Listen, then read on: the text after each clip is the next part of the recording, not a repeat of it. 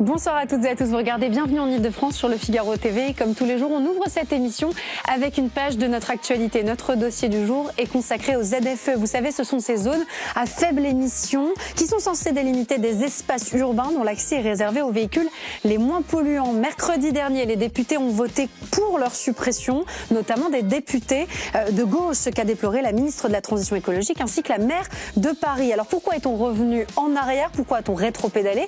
Y avait-il des raisons de penser que les ZFE ne permettaient pas d'améliorer la question de la pollution de l'air, des questions que tous les Français, les Parisiens, les Franciliens se posent, plus encore à Paris, c'est vrai, où la place de la voiture est sans cesse menacée. Alors on va essayer de mieux comprendre ce sujet et de vous donner tous les éléments qui concernent évidemment votre santé et la question de la pollution et de la qualité de l'air à Paris et en Ile-de-France. En culture, un événement extraordinaire le 21 juin sur la scène du Grand Rex, des experts incontournables pour explorer la conscience humaine et les incroyables pouvoirs du corps humain, de l'art de vivre.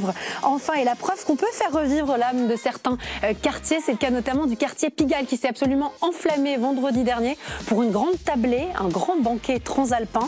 On s'est régalé, c'était exceptionnel et c'était signé le Bouillon Pigalle et Big Mama avec une animation très burlesque du Moulin Rouge. On en parle en fin d'émission.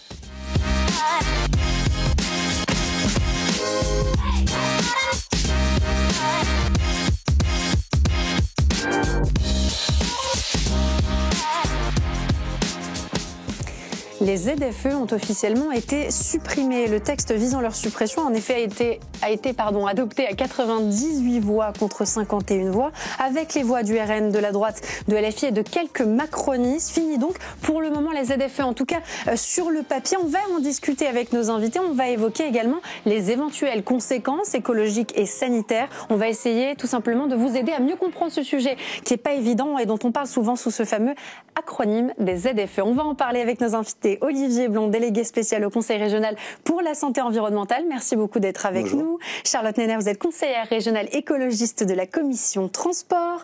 Clément Drogna, coordinateur France de Clean Cities. Et Paul de Breteuil, merci beaucoup d'être avec nous, directeur général du Cercle de pensée écologie responsable et fondateur du média Éco-Lucide. Alors moi, j'aimerais qu'on fasse un peu de pédagogie parce qu'on n'y comprend plus rien. Déjà, au début, c'était pas évident de définir ce qu'étaient ces fameuses ZFE, ces zones à faible émission. Aujourd'hui, elles sont supprimées. Alors, je vais commencer avec une question toute bête. C'est quoi, à la base, une ZFE? Qui se lance? Qui prend le... Vous y allez? Allez, vous êtes on vous écoute. Alors, c'est des zones définies sur les grandes métropoles en France qui permettent de limiter la circulation des véhicules les plus polluants de façon un peu graduelle. Donc, on commence par les plus polluants et puis au fur et à mesure, on élimine les véhicules de moins en moins polluants. On les interdit de circuler.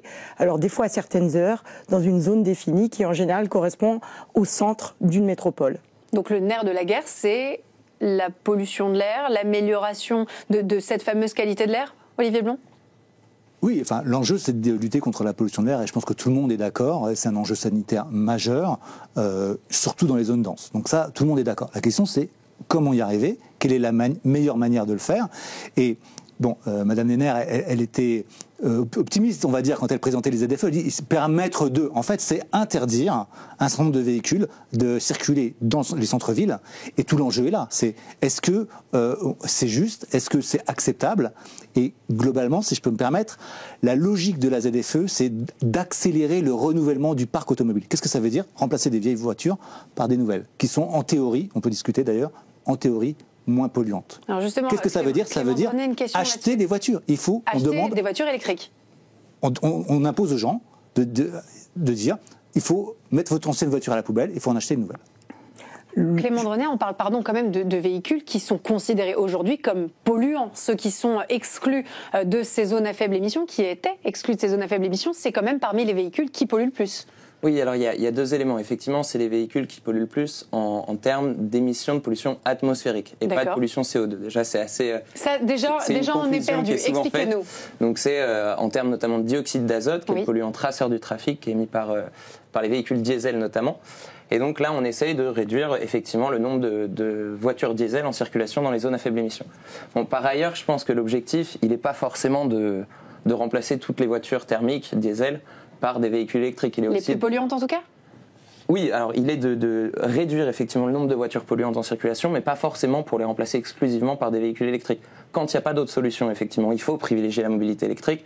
En revanche, c'est aussi l'objectif, je pense, derrière les ZFE, c'était de développer les mobilités alternatives à la voiture, donc notamment les transports en commun, notamment le vélo, bon, même la marche, même si c'est peut-être moins pertinent. Disons que c'est pas accessible à tout le monde et c'est pas possible dans tous les cas, et c'est justement pour ça que ce sujet de la mobilité est extrêmement compliqué. C'est que chacun a une situation unique, que ça soit pour se rendre à son travail, pour évoluer dans son quotidien, pour aller chercher ses enfants à l'école. Et on sait, vous avez raison, hein, ces mobilités alternatives, elles sont essentielles, mais c'est pas toujours possible.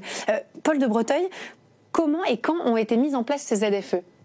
Les ZFE, ça remonte à longtemps. On a une première loi de 2015 pour l'orientation de mobilité qui est complétée par une loi en 2021. Et je pense que dans le sujet qu'on aborde, et là on est vraiment rentré au cœur, c'est la question de la pollution. Qu'est-ce que c'est que la pollution? On peut considérer que la pollution, c'est le dioxyde d'azote. On peut considérer que c'est les particules fines qui sont visées par la mesure des ZFE. Mais moi, ce que je trouve regrettable dans cette mesure, c'est qu'on ne prenne pas du tout en question le CO2 atmosphérique. Et ça crée des vraies injustices, par exemple. Un exemple que je donne souvent, c'est qu'une vieille Twingo des années 90 qui va consommer 5 litres au 100, elle ne va pas pouvoir circuler dans les grandes agglomérations, là où, par exemple, un véhicule plus récent, un grand SUV qui consomme 9 litres au 100, il n'a aucun problème pour circuler. Et on parle quand même de prélever des carburants qui n'ont pas un impact anodin sur notre système terrestre. Donc c'est finalement presque l'indicateur de mesure de la ZFE et de ces ZFE qui pose question, qui pose problème? Je pense qu'effectivement, il pose problème. Et dans certaines pistes qui avaient été envisagées et que moi je défends pour le think tank, il y a la question de prendre aussi en question le poids des véhicules pour aussi avoir plus de justice dans cette mesure. Et je pense que certains aussi pourraient être d'accord parce que finalement, il y a une forme d'aberration de pénaliser des gens qui ont des véhicules légers et qui ont envie de continuer à utiliser leur voiture. Donc pardon, mais on s'y est mal pris. Alors, moi je pense que les ZFE, effectivement, elles étaient complètement perfectibles. Le problème, c'est que c'était le seul outil. C'est-à-dire que, et puis là, on parle effectivement de CO2, c'est important, nous, on y est très attachés. Mais là, on parle de pollution de l'air et on parle d'un enjeu sanitaire. Donc là, les ZFE étaient le seul outil mis en place par le gouvernement. Pourquoi est-ce que c'est le seul outil? Citez-moi d'autres. Il n'y en a pas d'autres. Oui, mais parce qu'il n'y a pas eu d'initiatives qui ont été portées. Non, parce que je parle de l'outil du gouvernement. L'outil mis en place par le gouvernement pour répondre au seuil, c'était les ZFE.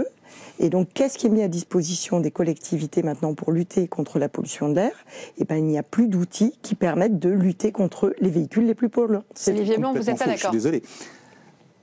D'abord, depuis toujours, et même les écologistes l'ont dit, les meilleures manières pour lutter contre la pollution de l'air, c'est de diminuer le nombre de voitures, pas seulement de les remplacer. Donc, c'est encourager les mobilités alternatives. Donc, par exemple, investir dans les transports en commun. Vous êtes à la commission des transports de la région Île-de-France comme moi. C'est ce qu'on fait avec le Grand Paris, non? Mais oui, on fait plein de choses. Mais il y a déjà plein de choses qui sont faites en dehors des ZFE. Donc, les transports en commun, que ce soit les métros, les tramways, les bus, qui sont moins polluants. Le covoiturage, les bus locaux, le vélo, évidemment. Tout ça, c'est des pistes d'action pour lutter contre la pollution. Donc c'est faux de dire que les ZFE sont la seule mesure. Et c'est tout le problème, c'est qu'en fait, il y a plein d'autres choses à faire qui sont, à mon sens, meilleures, plus démocratiques, plus sociales. Et si on regarde les chiffres d'Airparif, qui sont donc l'Observatoire régional de la qualité de l'air, c'est exactement ce que dit Airparif. Airparif dit que sur les 10 dernières années, il y a une baisse de la pollution de l'air qui est très, très marquée, de 30 à 40%. Et bien justement, et justement, ils ont mesuré, et ils ont dit il y a 30 à 40% selon les paramètres, les particules, le NOx, etc. Selon les paramètres, il y a autour de 10% de cette baisse, donc un dixième, qui est dû aux ZFE. Tout le reste, c'est les autres paramètres. Les autres actions. Et c'est Airparif qui le dit. Je vous vois acquiescer, Clément Dronier. Oui, en fait, c'est effectivement pour l'instant les ZFE étant pas complètement en place, c'est aussi assez cohérent qu'elles aient eu des effets limités. Le contrôle n'ayant pas été réellement fait sur les ZFE, etc. Donc on n'est pas allé au bout de ces ZFE aussi peut-être parce qu'on avait des doutes, non, sur la manière dont il fallait le faire, sur la manière dont il fallait mesurer, sur ce qu'on quantifiait. Moi, je pense qu'on n'est pas allé au bout. Alors sans doute parce qu'il y avait un dispositif globalement perfectible, notamment sur la question du poids, par exemple, notamment sur beaucoup d'autres questions, mais aussi parce que les investissements et vous le soulignez juste avant, n'ont pas suivi. Si on met en place des ZFE, c'est bien qu'on propose à côté des alternatives suffisante et satisfaisante aux individus, aux personnes qui ont besoin de se déplacer. Donc tant que ces alternatives n'existent pas, tant que les aides qui ont été très largement baissées n'existent pas, tant que vous parliez du vélo, le budget du plan vélo, il a fondu comme neige au soleil dans les dernières années. Donc il faut une politique holistique sur ce sujet, et si on met en place des ZFE, il faut qu'on ait les moyens de contrôler que ces ZFE sont respectés si on veut voir des effets plus importants que les 10% que mentionnait Olivier Blon sur le total. Oui, absolument. Il faut effectivement aller partout, agir partout, et l'action, elle est complémentaire. En fait, je pense que les ZFE, ça fait partie d'un ensemble, effectivement. La question qui s'est posée à l'Assemblée, non mais c'est important aussi de dire que c'est pas l'alpha et l'oméga d'une politique de mobilité, ça c'est important de le dire.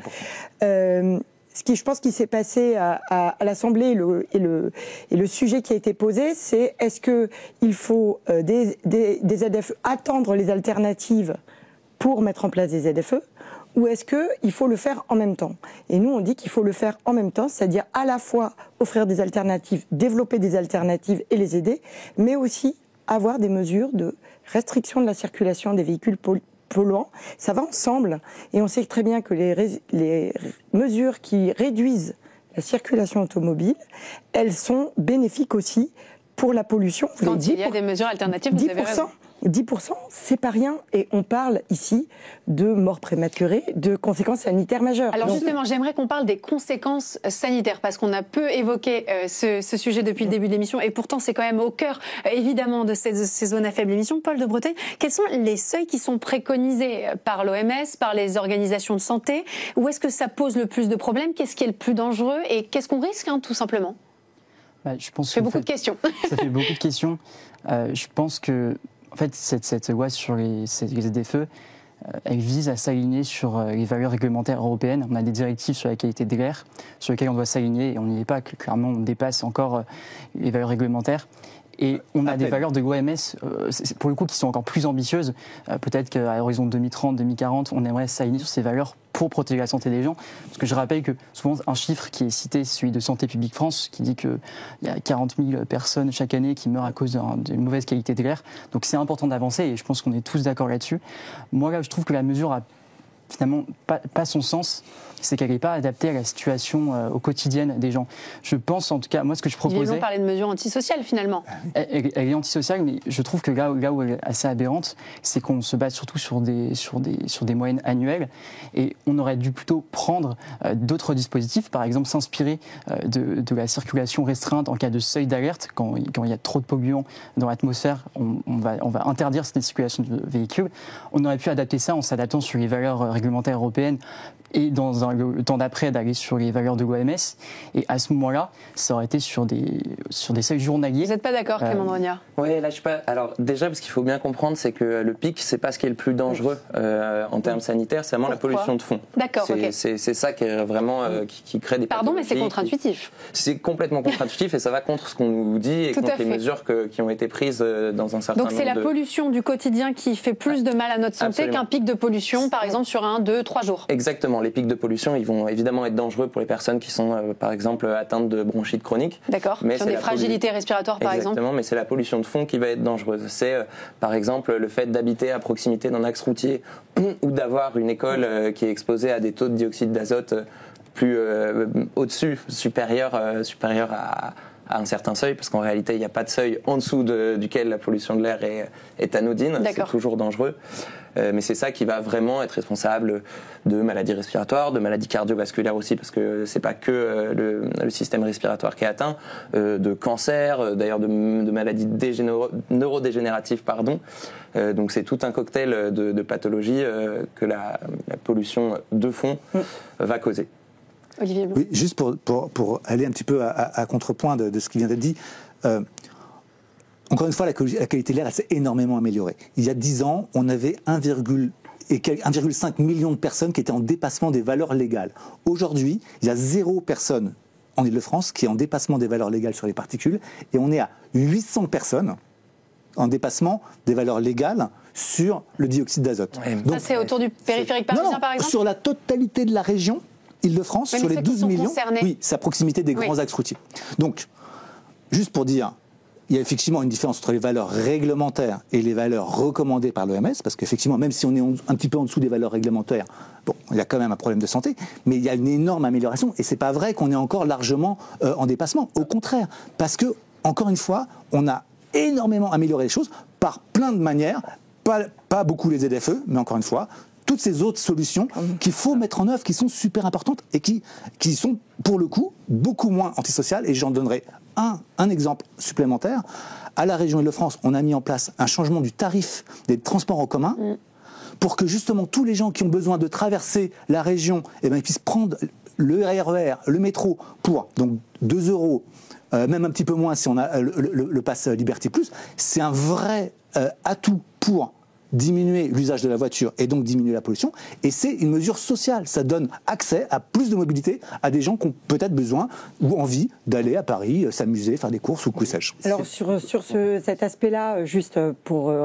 c'est dans un contexte où on a eu quand même une hausse régulière du pass Navigo. Donc il ne faut pas dire que quand même cette mesure sur le ticket unique, il faut aussi le voir que dans une hausse du pass Navigo. Donc je pense que quand même les Franciliens ont été touchés au porte-monnaie quand ceux qui utilisent les transports en commun. Sur l'histoire de est-ce que les ZFE sont antisociales, il faut aussi voir en termes de qui est touché par la pollution de l'air. Parce que c'est souvent les personnes les plus défavorisées qui se retrouvent à vivre à côté des grands axes et qui sont évidemment les plus exposées et qui sont finalement les plus victimes de la pollution. Donc, et puis deuxièmement, pour avoir et rouler en Île-de-France, notamment à Paris et dans la zone dense, il faut quand même avoir les moyens d'avoir une voiture ou de faire le plein.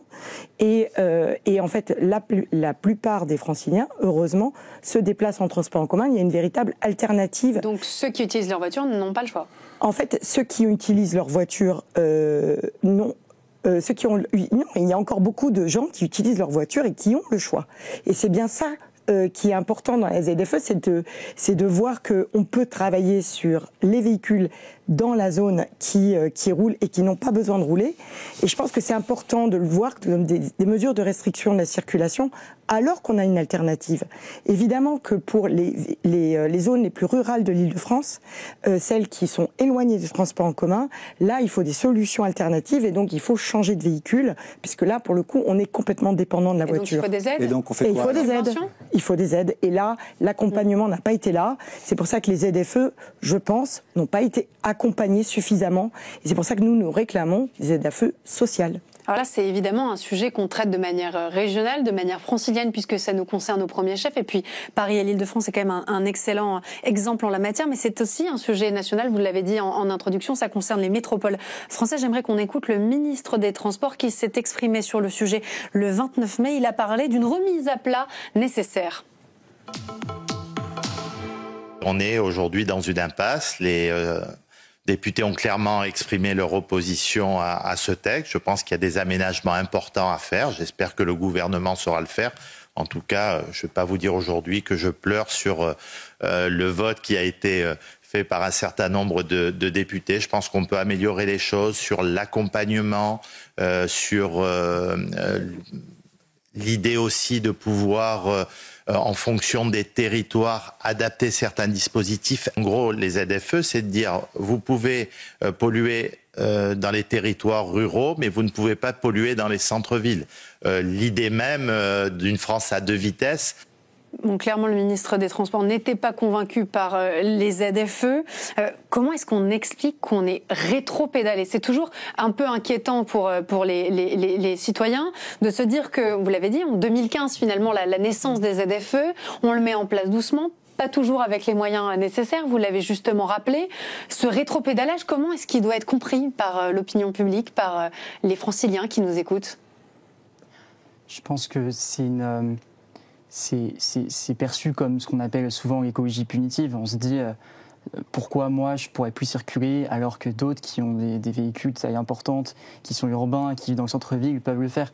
Et je pense en tout cas qu'il faut faire extrêmement attention à cette écologie qui laisse de côté, notamment, on a parlé des plus défavorisés, mais il y a aussi tout un enjeu sur les classes moyennes qui ont des voitures, qui ont besoin de rentrer dans les villes.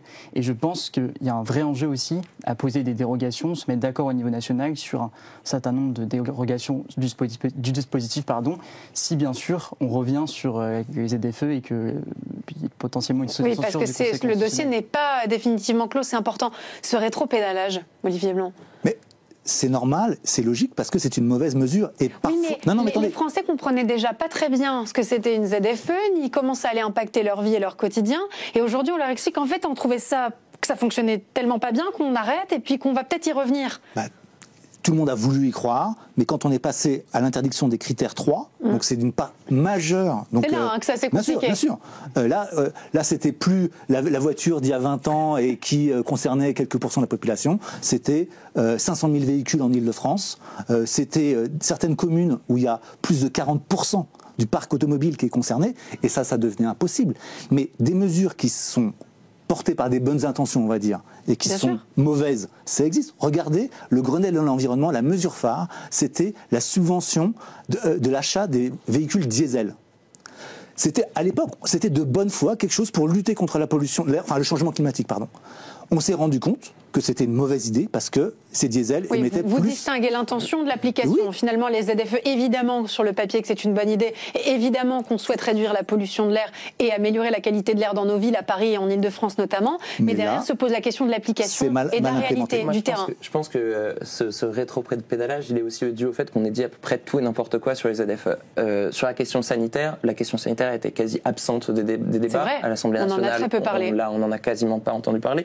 Alors que, comme le dit la mairie de Paris, 8000 décès prématurés chaque année en Ile-de-France. Absolument. Et donc, d'ailleurs, on comprend qu'il y a un enjeu. On dit derrière, en plus, que c'est antisocial. Vous l'avez rappelé, quand on est pauvre à Paris, on a 3 à 5 fois plus de chances de mourir de la pollution de l'air que les autres.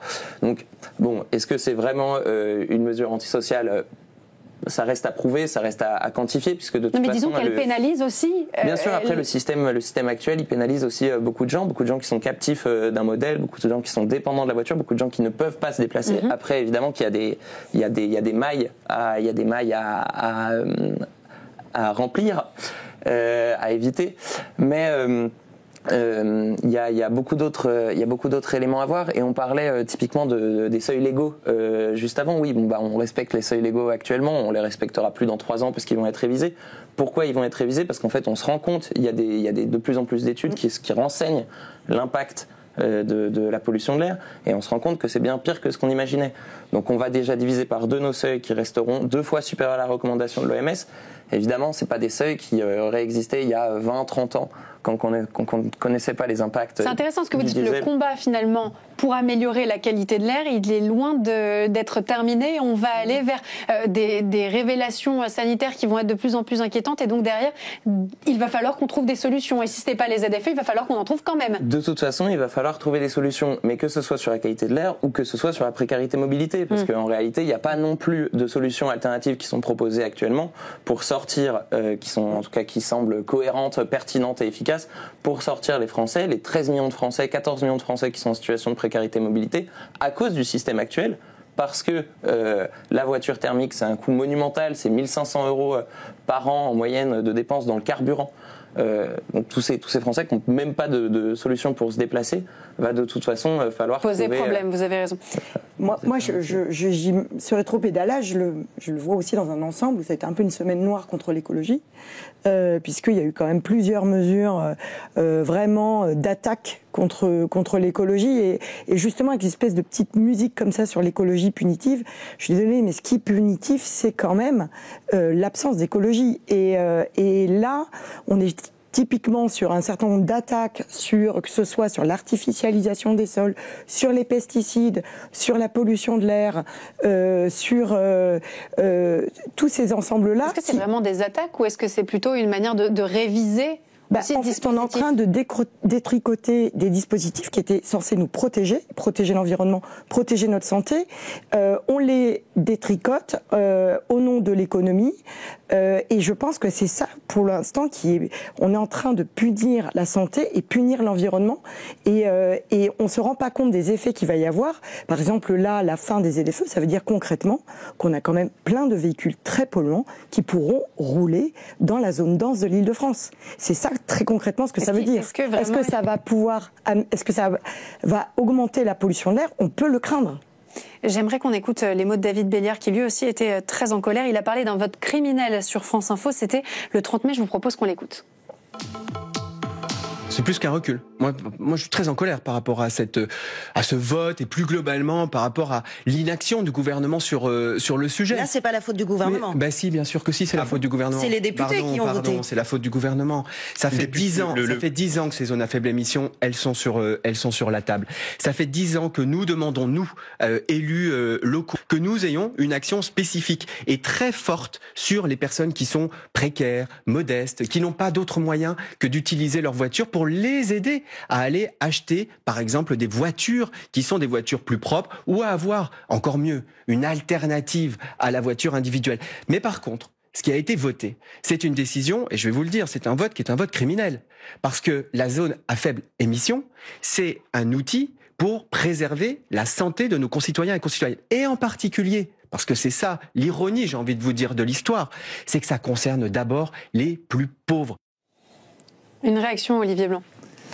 Bon, enfin, tout est faux là-dedans, mais encore une fois, on est tous... Après, on comprend la déception de la mairie de Paris, puisqu'elle avait défendu ce projet, et on en avait beaucoup entendu parler, on en avait beaucoup parlé Absolument. Dans l'émission aussi. Mais d'abord, c'est une erreur fondamentale de croire qu'on va régler les problèmes avec de la réglementation. C'est pas comme ça que ça se passe aujourd'hui. Il suffit pas... Ça aide pas la réglementation ? Ça aide, mais ça règle pas les problèmes. C'est pas parce qu'on interdit les voitures que tout d'un coup, les gens n'en ont plus besoin ou que tout d'un coup, ils ont des alternatives. L'enjeu, c'est des solutions concrètes. Donc encore une fois, travaillons sur des solutions concrètes.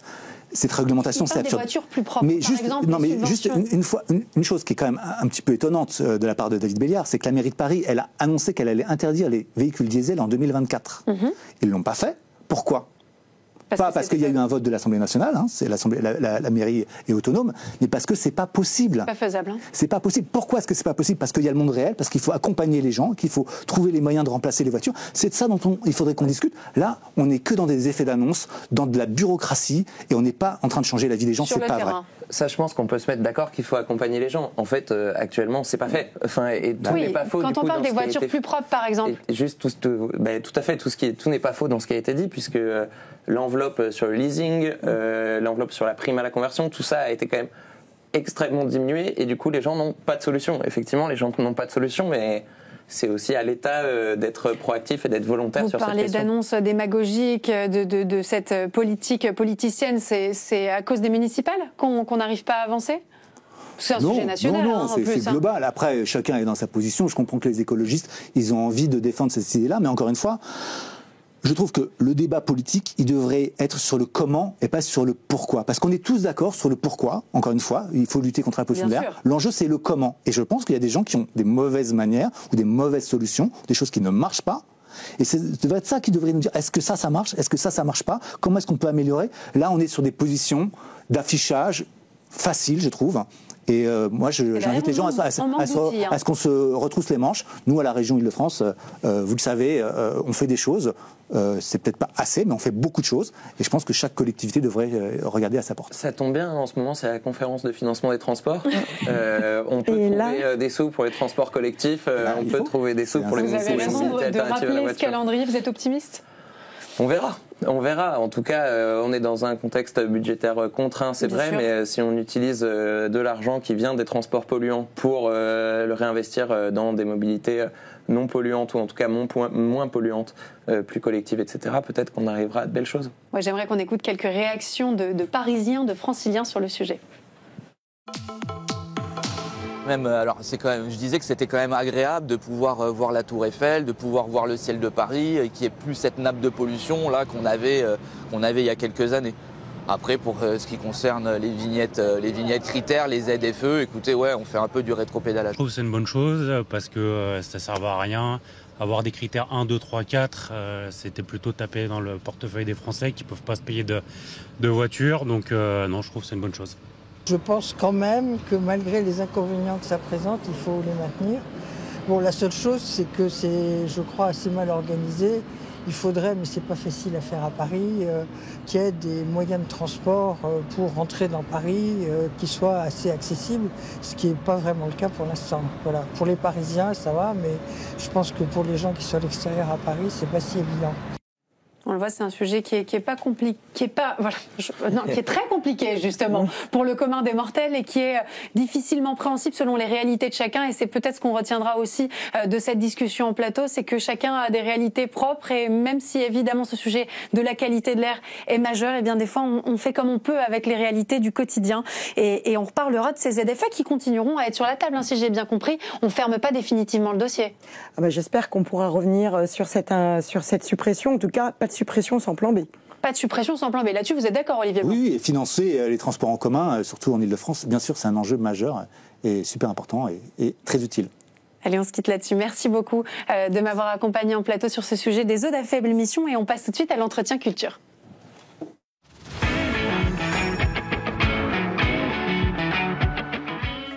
Le Grand Rex accueille une journée événement et ça sera le 21 juin de 10h30 à 18h30. Sur cette scène absolument mythique vont se succéder des expériences extraordinaires qui vont permettre aux curieux d'explorer les pouvoirs du corps humain et puis surtout de leur esprit. Une journée immersive autour de professionnels dans leur domaine, de l'hypnose, des mentats, de la mémoire cellulaire, de la visualisation, sans oublier évidemment le pouvoir du souffle, le breathwork dont on parlera avec vous, Suzanne Aubary, dans une seconde. C'est la 3e édition de cette journée événement. Alexandre Chavouet, donc vous êtes producteur de cet événement, de ce spectacle. Absolument, merci de me recevoir avec Suzanne. On est ravis de vous avoir en plateau tous les deux.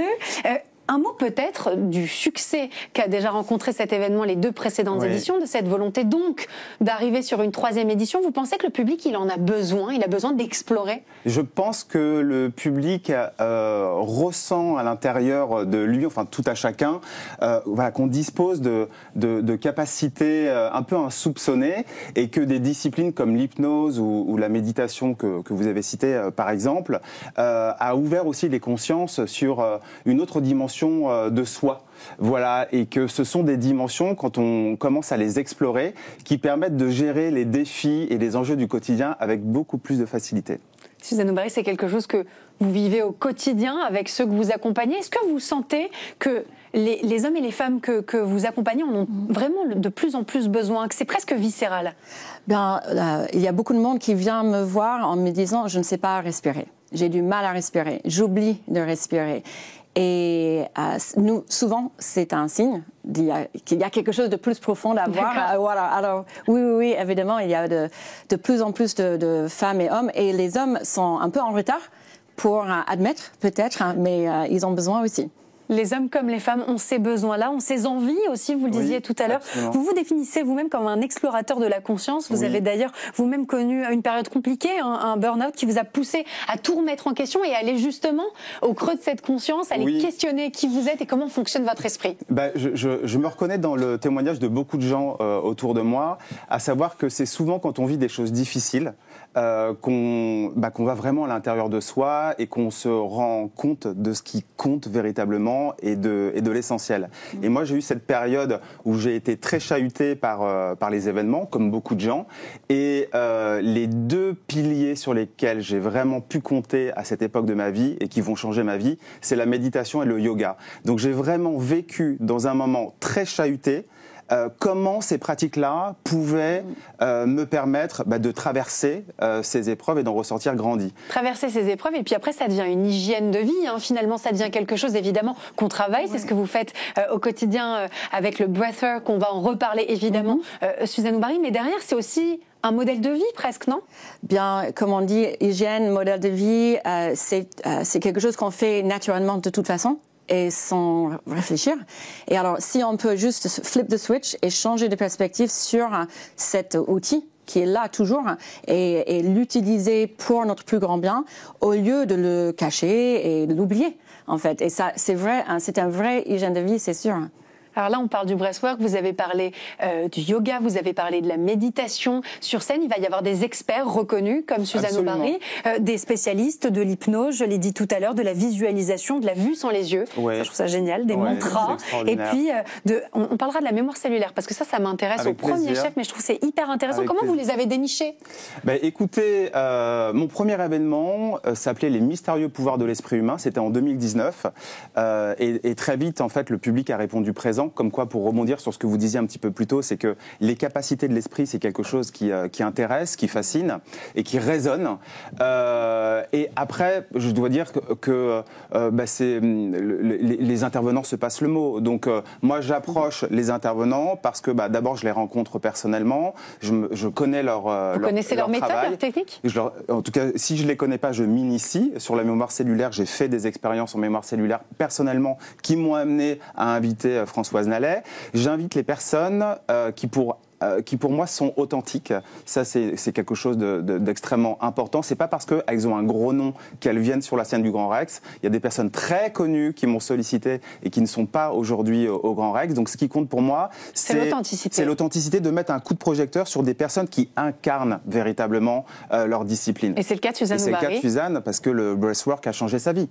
C'est quoi le breathwork, Suzanne? Expliquez-nous. Voilà. Alors, comme je disais tout à l'heure, tout le monde respire et le breathwork, c'est le contrôle de notre respiration. C'est respirer consciemment. On peut respirer par le nez, par la bouche, on peut respirer vite et lentement. Et le but, c'est d'améliorer notre bien-être.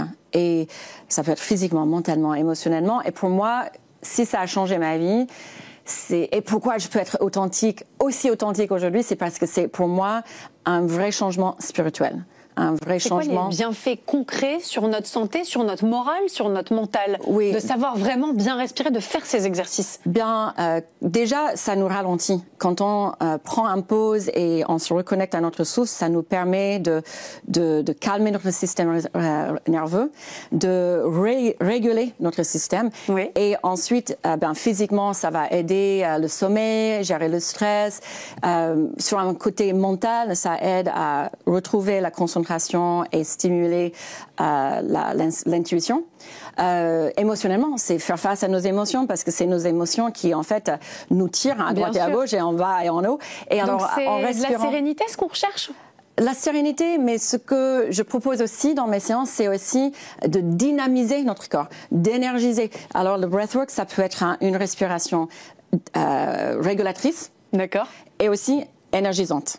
Et pour moi, c'est à ce moment-là que ça devient transformatrice. Et alors, si je puis me permettre, c'est que le travail de Suzanne, effectivement, elle utilise des différentes respirations pour différents objectifs, donc dynamiser le corps, ralentir quand on a besoin, mais elle a aussi des exercices, et c'est ce qu'on va un peu explorer au Grand Rex, qui peuvent induire un état modifié de conscience. C'est-à-dire vraiment de toucher une dimension de soi à laquelle on n'a pas accès avec notre mode veille de la vie quotidienne. Et là, dans ce genre d'état que les pratiquants de méditation connaissent bien, peut surgir des insights, c'est-à-dire des prises de conscience soudaines, des émotions enfouies en soi depuis longtemps qui, à un moment donné, ressurgissent. Donc ça peut être des éclats de rire, ça peut être de la tristesse, ça peut être spectaculaire à voir, mais derrière, c'est vraiment que du bonheur parce que c'est de la libération.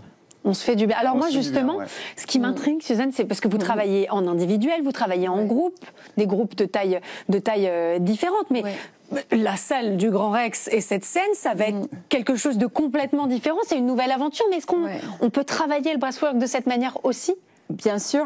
Comme je disais, il y a toutes ces différentes modalités. Et si je le propose bien, et ce que je vais faire, c'est en fait créer une expérience qui sera extraordinaire. Et unique. Complètement unique, où les personnes vont suivre mes instructions. Et ils vont vivre leur expérience qui va être très, très individuelle. Alors, un groupe que j'amène, mais chaque personne va avoir sa propre expérience individuelle et unique. Et c'est vrai que la notion du groupe, elle est intéressante, c'est ce que vous disiez, parce que ça embarque finalement aussi tout le monde dans cette dynamique qui est extrêmement particulière et qui permet finalement de créer aussi un peu de magie. On parle d'expérience extraordinaire, c'est évidemment pas de la magie, mais moi je parle de la magie de l'instant, du moment, de ce qu'on partage ensemble aussi. Moi, je vais vous dire un truc, le moment le plus extraordinaire de cette journée, ou l'expérience la plus extraordinaire, c'est vraiment ce qui se passe dans la salle. c'est dingue. C'est pas sur scène, c'est dans la salle. C'est les deux. C'est la réaction provoquée par la scène. En fait, c'est cette énergie de communion du public. Parce qu'ils viennent, ils ne se connaissent pas, mais leurs visions convergent. Ils sont là pour se faire du bien, ils sont là pour découvrir. Il y a énormément de bienveillance. C'est juste un kiff absolu. Et Suzanne va ouvrir, elle sera la première expérience de la journée, parce que comme vous le sous-entendiez, c'est-à-dire que la respiration, Suzanne le disait, c'est la base. Donc en fait, pour retrouver l'équilibre intérieur en soi et pour syntoniser l'énergie de la salle, la respiration... Il faut commencer par respirer. Il faut commencer par la base. Et la respiration, c'est le pilier numéro 1 de la santé. Donc c'est Suzanne Aubary qui ouvrira le bal. Exactement. Est-ce qu'on peut dire un mot de la mémoire cellulaire? Moi, ça m'intrigue énormément, cette pratique. Alors la mémoire cellulaire, en gros, alors déjà, il y a la science est régulièrement présente dans cette journée parce qu'il y a 16 reportages qui sont produits pour présenter au public justement de quoi on parle. Qu'est-ce que nous dit la science sur ces disciplines? Qu'est-ce que la science ne sait pas? Ou en tout cas, voilà. En tout cas, on informe le public. On ne prend pas position en disant voilà, c'est la vérité. C'est la raison pour laquelle on propose aux personnes de se faire leur propre avis. Sur la mémoire cellulaire, il y a pléthore de recherches. Ce qu'on sait, c'est que nos 150 000 milliards de cellules qui nous composent sont un petit peu comme un disque dur. Elles engramment de l'information. Donc, elles vont engrammer de l'information issue, évidemment, de notre histoire historique, des chocs émotionnels qu'on va pouvoir vivre. Donc elles sont finalement le produit de notre histoire et de ce qu'on a vécu. Exactement. Alors la question qui se pose, c'est jusqu'où remonte la mémoire cellulaire. Voilà. C'est là où ça devient hyper intéressant. Moi, je rappellerai juste une chose de très importante, c'est qu'aujourd'hui, le postulat de la science par rapport au sujet de la conscience, c'est-à-dire cette conscience, ce qui nous anime, le postulat de la science, c'est que la conscience est créée par le cerveau. Mais c'est un postulat. Ce n'est pas aujourd'hui démontré scientifiquement. D'autres scientifiques évoquent une autre hypothèse, serait que la conscience serait extraneuronale et que notre cerveau serait un petit peu comme un poste de téléviseur qui capterait en fait cette conscience. Donc aujourd'hui, il y a un énorme point d'interrogation qui divise la communauté scientifique, mais qui du coup, sur le sujet de la mémoire cellulaire, pourrait suggérer que certaines mémoires que nous engrammons aujourd'hui proviendraient de peut-être ailleurs aussi. Ça vous parle, ça aussi, Suzanne, de découvrir ces experts? Vous connaissez évidemment, par exemple, la visualisation. J'imagine que vous êtes très sensible aussi à certaines des choses qui seront proposées, mais ça vous intrigue? Déjà, cette journée, ça m'intrigue parce que c'est excellent de pouvoir rencontrer des nouvelles personnes, mais aussi ça me parle parce que c'est exactement ce que je fais dans mes séances. Le souffle nous amène vers cette ouverture et cette connexion à nos mémoires cellulaires. Dans mes séances, on est toujours dans la visualisation. On utilise les yeux fermés pour regarder à l'intérieur de nous aussi. Et en fait, oui, tout ensemble, ça a un sens. De toute façon, le souffle, c'est dans tout. C'est dans tout. Et c'est le souffle, l'oxygène qui nourrit ces cellules et aussi les mémoires qui sont liées à ces cellules. À quel moment est-ce que vous vous direz tous les deux que le pari est réussi? On va commencer par vous, Alexandre. Moi, le pari, il est déjà réussi parce qu'en fait, c'est la 3e édition, que je sais exactement ce qui se passe dès les premières secondes quand les lumières s'allument avec l'énergie folle dans la salle. Pour moi, le pari est déjà gagné. Alors, pour répondre à votre question encore plus précisément, mon moment préféré, c'est lorsque la journée se termine et que des spectateurs, évidemment, viennent nous témoigner leur ça, c'est hyper important, réaction. Le retour du public, évidemment. Mais c'est surtout même quelques jours après où les spectateurs me disent que l'énergie de la journée les a portés pendant plusieurs semaines, voire plusieurs mois. Ça, c'est important. Et pour vous, Suzanne? Pour moi, le pari, c'est qu'il y a 3 ans, j'ai déclaré, je vais être sur la scène du Grand Rex un jour pour envoyer. Ça, vous l'avez visualisé. Oui. Voilà, je l'avais visualisé et je suis. Et c'est pour amener une séance de breathwork, pour manifester, pour montrer que je peux manifester mes rêves, mais aussi pour guider les autres à manifester leurs propres rêves aussi. À faire la même chose que vous, finalement. C'est ça. Et vous faire découvrir vraiment cet outil qui a changé ma vie et qui était pour moi la chose la plus importante dans mon chemin, sur mon chemin, et il faut absolument que je le partage. Et je suis très heureuse d'être là avec Alexandre. J'apprends aussi beaucoup sur moi-même en étant au contact dans cette du public, expérience. évidemment. Ouais, cet énorme public, comme vous avez dit. Ouais, et donc ça sera le 21 juin sur la scène mythique du Grand Rex pour vivre ces expériences extraordinaires. Merci beaucoup à tous les deux d'être venus sur le plateau de Bienvenue en Ile-de-France. Et on passe tout de suite à l'art de vivre.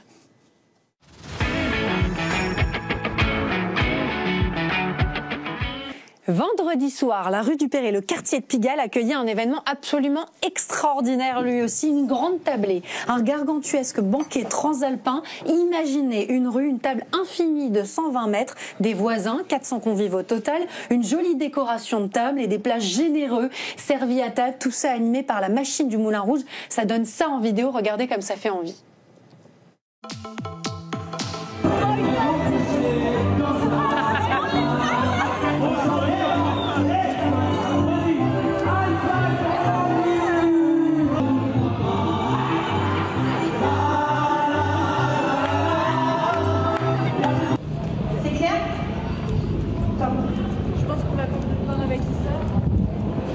Ah oui. Est-ce que ça te va mieux? Alors, vous avez ici les toilettes? Oui, ça va très bien. Ah, on vous demande qu'il y a deux. Est-ce que je prends des photos? Ouais, tu peux complètement. Ça, je sais plus si je l'ai mis sur... Regardez-moi cette grande tablée exceptionnelle dont on va parler avec Bérangère Michy. Vous êtes directrice de Pink Mama, de Pigalle. Thomas Moretto, vous êtes directeur du Bouillon. Pigalle, deux institutions incroyables qui sont des incontournables de la gastronomie parisienne et de la gastronomie italienne, évidemment. On dit souvent que Pigalle et la Butte Montmartre perdent de son âme. Alors moi, je trouve que vous avez réussi justement à relever ce défi-là. J'ai trouvé qu'on avait vécu un moment absolument incroyable, un moment un peu hors du temps avec ce banquet transalpin. Est-ce que la mission est accomplie? Tout à fait, on est ravis du résultat aujourd'hui. On a vu des sourires sur tous les visages, on a vu des retours, des vidéos, des photos, des gens qui nous disaient c'était la meilleure soirée de notre vie et c'est exactement ce qu'on voulait. C'était un festin rempli de bonheur et je pense qu'on a rempli la mission. Ah oui, vous avez réussi à aimanter 400 convives. En 4 minutes au total, les billets se sont vendus à une vitesse absolument dingue. Ouais, un grand... C'est encore plus rapide que le concert de Taylor Swift. Oui, presque. On était nous-mêmes surpris, même si on ne doutait pas de l'engouement qu'il y avait autour de ça. Mais c'est vrai que c'est allé très vite pour les billets. On a fait quelques déçus. Ouais. Mais en tout cas, ceux qui étaient là ont passé une excellente soirée. Nos équipes aussi ont passé une très bonne soirée. Ça, c'était important pour nous aussi. Et non, on est vraiment très, très contents. Ouais.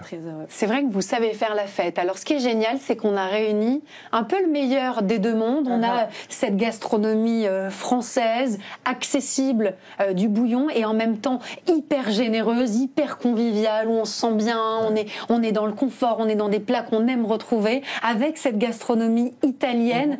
Pareil, finalement, avec cet art de vivre à l'italienne et cette notion de partage. Vous vous êtes dit que ça allait matcher, que ça allait le faire? En fait, l'histoire, c'est que Thomas et moi, on est amis dans la vie. D'accord. Donc les deux restaurants sont à 200 mètres l'un de l'autre et en fait on a tendance à se voir pour des cafés la semaine, pour parler de notre travail, etc. Et à force de traverser cette rue, en fait on s'est dit mais il faut qu'on la privatise et il faut qu'on y fasse quelque chose et qu'on amène un maximum de monde autour d'un festin. Nous on est des bons vivants dans la vie.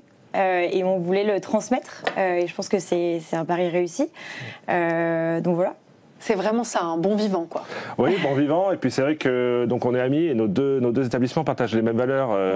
On fait du fait maison, on fait de la bonne gastronomie, convivial, des prix accessibles, et tout ça dans un quartier Pigalle, qui est un quartier festif. Donc c'était aussi l'occasion de faire la fête. Et là, vous avez quand même un peu associé le meilleur des deux mondes. Pardon, mais la gastronomie française et la gastronomie italienne, vous preniez pas trop de risques sur ce qu'on allait avoir dans l'assiette. Alors par contre, il a fallu faire des choix parce que c'était absolument gargantuesque.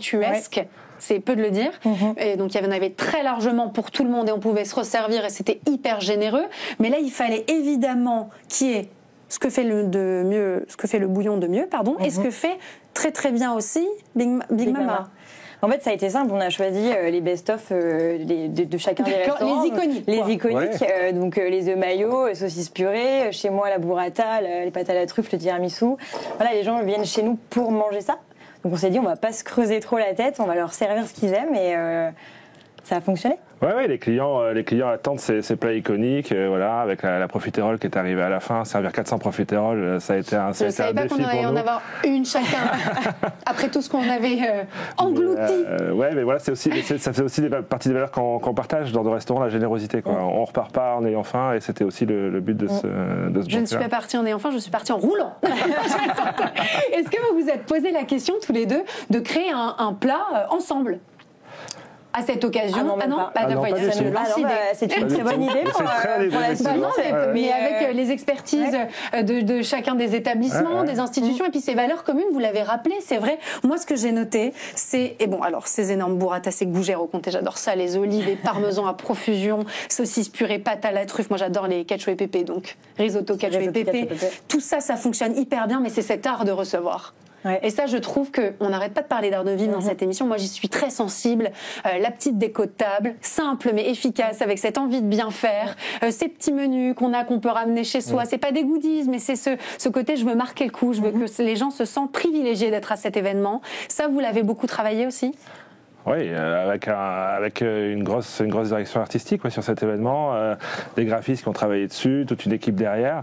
Et on était contents, et on était très contents de voir les gens repartir avec leur menu. Avec les affiches. Je suis partie avec mon menu, mon dessous de verre.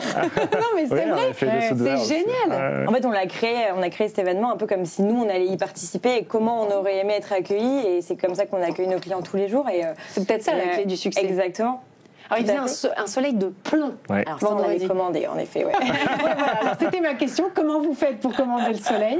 Et alors, ça mettait aussi une ambiance assez géniale, vraiment très estivale. Il y avait aussi des étrangers. C'était rigolo parce qu'ils nous posaient plein de questions sur Paris. Mais c'est toujours comme ça? Alors, j'étais obligée de dire la vérité. C'est pas toujours comme ça. Des fois, c'est moins sympa.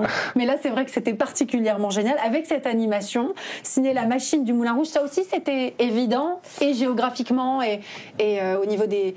Alors, valeurs communes. À l'origine, on voulait être en binôme. Et on s'est dit, en fait, l'animation, c'est pas notre métier. Et je pense qu'il faut qu'on se dirige vers des experts. Et donc, on s'est un peu creusé la tête. Et bon, à côté de chez nous, il y a le Moulin Rouge avec La Machine. Et c'était assez évident. On leur a présenté le projet et ils ont été extrêmement chauds tout de suite, quoi. Ouais. Et ils ont apporté des idées magnifiques et ils ont été efficaces. Et voilà, on a adoré travailler avec eux. Et je pense que ça s'est ressenti.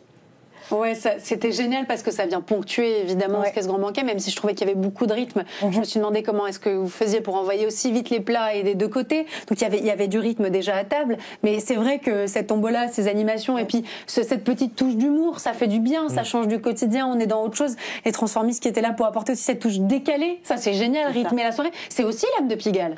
Ouais, exactement, c'est l'âme de Pigalle.